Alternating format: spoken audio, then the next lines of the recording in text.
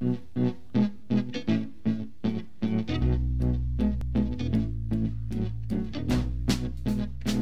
everybody to another video.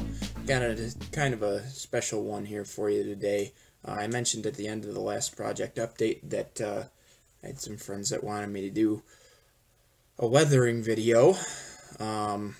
So we're going to try to do one today. Unfortunately, it's not even the one he wanted me to do, and he made that pretty clear, but he'll get over it, because what we are going to weather today, I know a lot of people are very interested in, and I'm hoping that everybody enjoys it. So without further ado, let me show you what we're going to be weathering. I just got this in on Saturday. It's now Wednesday, but here is the brand new Scale-Trains SD40-2. This is what we'll be weathering today. Now, a lot of these, because they are relatively new, do not have a lot of dirt and grime. I've gone ahead and looked at some prototype pictures of 3234, the particular road number that I got, and it does have a little bit of fading on the trucks and a little bit of dirt and grime, which is perfect for a how-to of this type. So I'm just going to take you through a few very simple things. I'm going to show you how you can get this thing prototypically weathered for under $20. I'll show you the supplies here that we're going to need, starting with what we're going to need to weather itself. The first thing that you will need are pastel chalks. Now let me be clear, you do not need oil pastels, you need pastel chalks. These are the dry ones with no oily texture or anything like that. Basically what we're going to do is grind these down into a fine powder and use that. The second thing that I would recommend you having, just because it's a little bit easier to use for smaller detail spots, is a weathering powder with an adhesive built into it. I just happen to have these Tamiya Weathering Master powders that I got at Hobby Lobby. Now this particular set comes with 3 different colors. It comes with a rust, which as you can see is almost gone because I use it constantly, the silver, which we'll be using a little bit today, and the black, which I typically don't use on my locomotives because I model NS and they're already black. So those are the 2 different weathering powders we'll need. Both of those can be picked up from Hobby Lobby, any sort of craft store for the pastel chalks, relatively cheaply. I'd say probably under $5 a piece. The next thing we're gonna need is some masking tape or painter's tape to mask off the windows and the wheels in order to protect them and keep them clean. The next thing we'll need is a bowl to put our ground up pastel chalks in. I happen to have a mortar and pestle that I use. Sometimes I'll just grind it down a little bit finer for a different result. You'll need an X-Acto knife in order to shave down the pastel chalks. And then second to last, is a can of clear coat. I recommend using a matte finish for the best results. Gloss finish to me just looks really weird when you're weathering, just due to the fact that when you weather a locomotive, you don't really want the brand new glossy finish, so why would you be using a gloss clear coat to seal in your work? And then the last thing you're going to need is some method of cleaning your wheels on your locomotive, because it doesn't matter how hard you try to mask off the wheels, there's still going to be dirt getting in there somehow. So what I have the Woodland Scenics Tidy Track system that I prefer to use, but there's other methods you can use. There's plenty of different videos explaining how to clean your wheels on your rolling stock, or on your locomotive, so I won't get into that. But anyway, that's the things that you'll definitely need. Like I said, if you're not using the Tidy Track system, if you're just using a towel or an old rag, that's going to be free. So Most of the stuff I just showed you can get for under $20 and have this thing weathered pretty well. Oh, there's two other things actually that you'll need, but both are relatively cheap as well. First thing you'll need is a paintbrush of some sort, and then the other thing you'll need is a sponge brush. This is for the Tamiya powders. The particular ones that I got, the weathering powders that I got, actually came with a sponge brush in it, but I wore it out real quick. So it's time for a new one of those. Okay, the stuff that you might want to pick up just to have, you don't need it, but it makes your life a lot easier, is one of these foam cradles. Bowser made these, this particular one. You can set your locomotive inside it, and it stays nice and safe while you're working on it.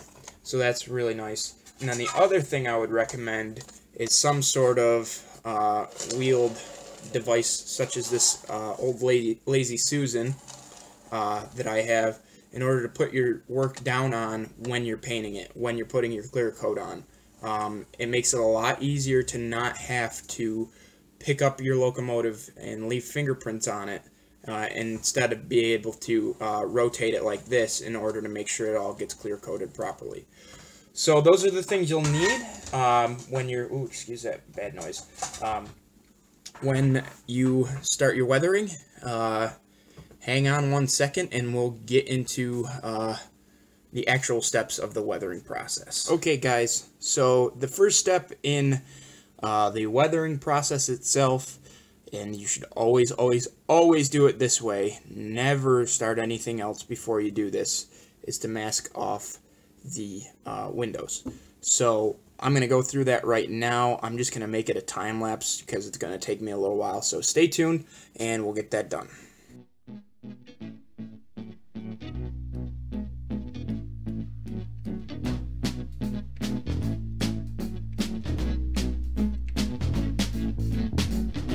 You make sure you're keeping your loving pure, 'cause for you know some cracks may show, and I have to let you go, and I have to let you go, full up to overflow. Alright everybody, so as you can see now we're outside, about to do the initial layer of clear coat. That's the next step here. Big thing to make sure is always do one coat of clear coat before you start your weathering process. This makes the weathering materials stick to your model a lot easier. Won't have to paint it quite as many times. I'm going to kind of explain to you how I was always taught in my shop classes to spray paint here, just to give it a nice even coat. Because I'm not sure that everybody really knows that. So basically, obviously, you gotta shake the can first, as I'm doing off camera here, and then as soon as it's ready to go, which I've already shaken this for quite a while here, essentially what you're gonna do is take the can and, well, first you want to do a test spray just to make sure that everything's working properly, and then take the can and go once across the model, stop, and then once across back, stop, and then do that a total of 3 times. I've found is the best way to do it, and then repeat on each side. I won't show that just because it's very difficult to do that on camera, so bear with me and we'll be right back. Alright guys, so now we're back inside. The first level of clear coat has been applied to the model. And now we're going to show you the very first step to the actual weathering process of the model here. So the very first thing you're going to need to do is get out your pastel chalks here. As you can see right here. The first level of paint, or of weathering, should always be a fade. Don't get into your details until you have the entire painting of the locomotive to the level of fadage that you want. This particular model, like I said, is still fairly new in real life, so in order to get the desired results, we're not really going to weather it too much. But anyway, so we're going to take some of the lighter colors in our set here. As you can see, those are the ones that I've used the most: the white, the gray, and maybe a little bit of this peach color if we want just a little bit of a off-white dirt coloring. And we're going to just shave it right into our bowl like this. I'll show you in a minute, but it's coming out as a relatively fine powder.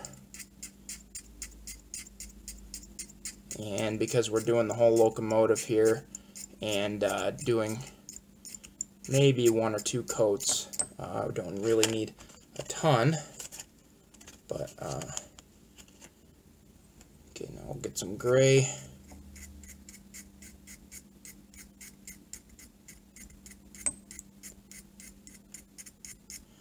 And finally, just a tiny bit of this peach color. I don't really use that one too much, but we'll see how it goes. And now we'll mix it up here real quick. I can't find my pestle that goes with this mortar, so I'm just going to try to break up some of the bigger pieces with the brush here.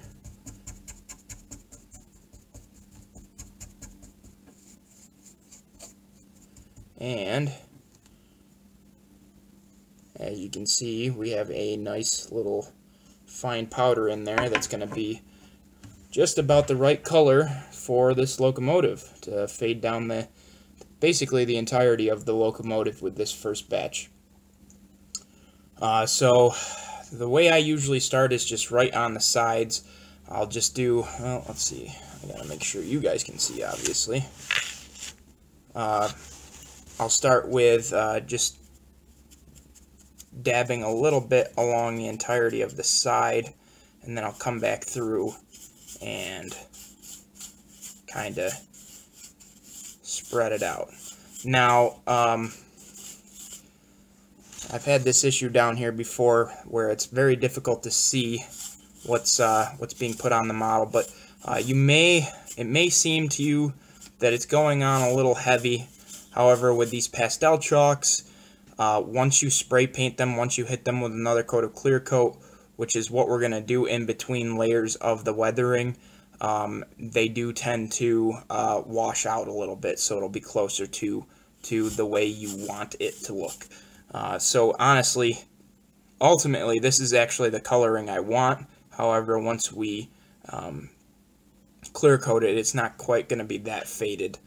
So that's how I do the main sides. It's relatively simple and straightforward. We're going to take a little bit more of it now. Just do up here on the trucks.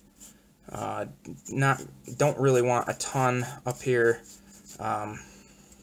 Just because, like I said before, this locomotive does still look relatively new. If you're getting some excess pastels, you can always just blow them off, and that should help a little bit as well.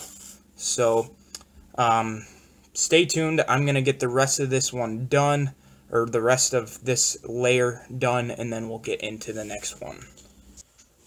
Alright guys, so we have our initial layer of weathering now done, and like I said before, don't forget,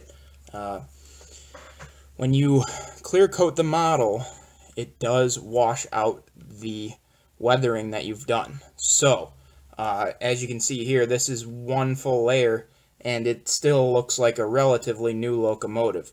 That's sort of what we want. We're going to do one more coat here, and then call it a day for the fading. But one thing I did want to show you guys is for areas like the front here, the pilot, and the back here as well. You really don't want to use a massive brush like this one. You're gonna not be able to get into the small nooks and crannies, and you risk damaging some of those very delicate parts.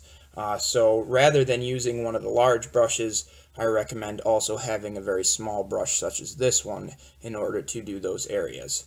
So that's all I wanted to show you guys this time around. We'll get this last layer of fade done, and then we'll get into the road grime itself for you. Alright guys, so we've gone ahead and put on the final layer of the fading coat. Now it's time for the fun part, putting on the grime. I have looked at this locomotive on railroadpicturearchives.net. I've looked at prototype photos, so I know what this thing's going to look like in real life, and I'm going to try to, as accurately as I can, portray that in model form. The grime that it does have, as I look at the picture here off to my left, is a lighter brown in nature, so we're going to use a little bit of our light, almost rust-colored powder, and then a couple of different browns for our mixture here.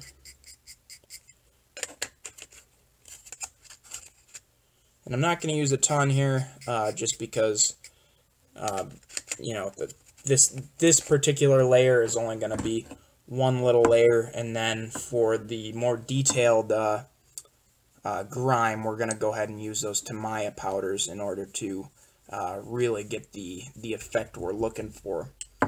So now that we have this mixture made, the particular areas we are going to apply this to are the trucks themselves, the fuel tank, and a little bit in the stairwells, as well as the front pilot, that using the fine paintbrush. So we'll start out by doing the trucks here, and as you can see, you know, this goes on. Oh, actually you can't see, so sorry about that, guys. As you can see here, as I try this again, I'll try to get it closer to you guys here. It does go on a lot heavier than the fading that we were doing before. That's all right. Just means we have to be careful not to go too far, or the model's not going to look quite right. So there's that side, and then I'm going to take, before I flip it over here, I'll show you guys what I mean about doing the stairwell here.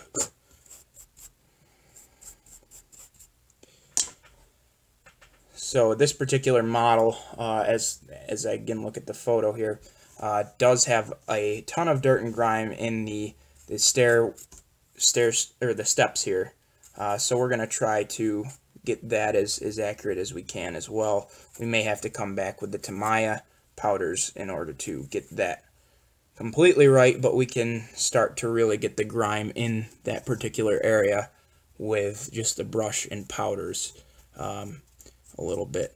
I am going to take the fine brush here and come back over the trucks and try to get some of the powders into the little nooks and crannies that big brush just doesn't get into.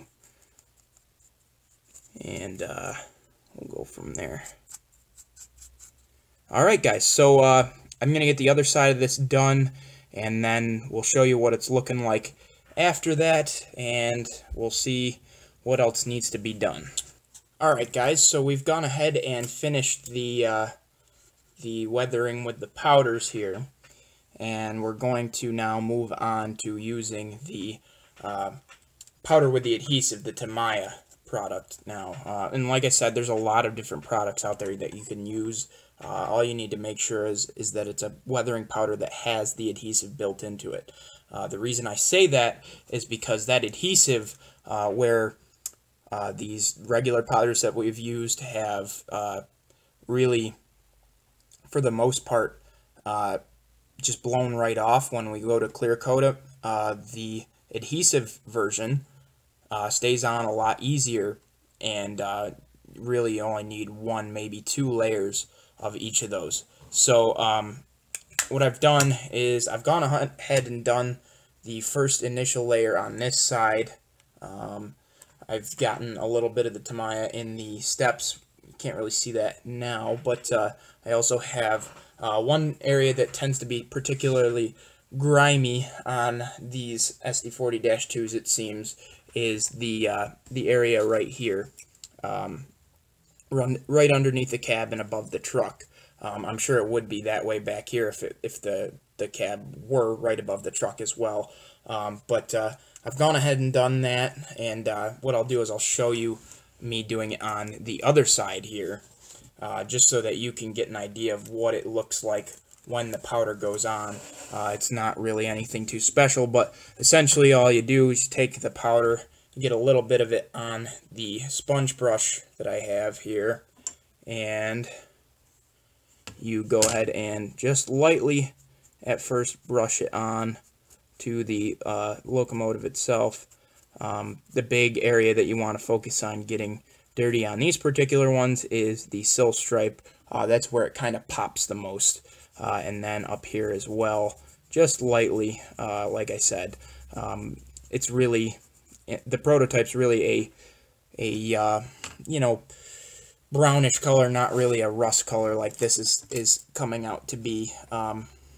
Although it actually does look like a brownish color for you guys apparently with this washed out light. We'll get you some better pictures at the very end. So now that that's done, I'm just going to, I think I went a little too heavy, so I'm going to try to get a clean part of this brush and kind of brush a little bit off. There we go.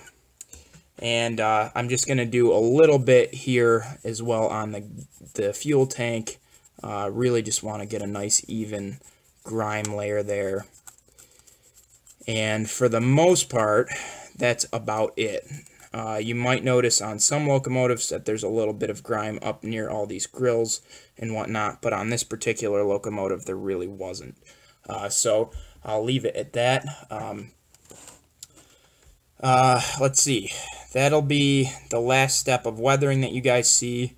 I will bring it outside and we'll look at the finished product here as soon as I finish clear coating it here. Alright guys, so we're now done with the weathering process itself, and just wanted to bring you guys a couple final directions here and then a couple of my final thoughts before we do the grand unveiling of what this locomotive looks like. It's a little washed out down here, so I'm going to bring it upstairs, find a nice spot outside with a lot of sun, and take some good pictures of it to throw at the end of this video. But anyway, the second to last step in the process of weathering your locomotive is pulling off the tape. This can be the most critical step in making sure this locomotive survives. You just need to make sure that any of the tiny little details that are underneath this tape either stay put or if they do come off with the tape, get put back properly where they were. I can't tell you how many times I've had a windshield wiper or something like that come off when I'm weathering a model, and if you're not careful, you'll crumple that tape up and throw the windshield wipers out with the tape. You know, if you're careful, you can pull them off and just reinstall them. And then the final thing that you have to do is clean the wheels. Like I said, however you want to do that, you can do it. Even though we've masked off the bottom here with masking tape, unfortunately, like I said, it just doesn't do, you know, a perfect job. So it is going to be necessary for you to clean your wheels in order for this locomotive to have good pickup once again. Now, some of my final thoughts on weathering itself. Don't get one of these Scale Trains SD40-2s and make it your first ever weathering project. If you want to start on weathering, if that's something you're interested in, make sure that you start with something cheap. Get yourself an old couple Bachmann box cars, start with that, and go from there. Get good before you start working on expensive high-end locomotives such as this one, or an Athearn Genesis, or an Intermountain, or anything like that. Just get good. Other than that, I think that's all for this video, guys. Thank you so much for watching. If you're not already subscribed, please do so. And without further ado, here's the grand unveiling of the locomotive. So thanks again for watching, guys.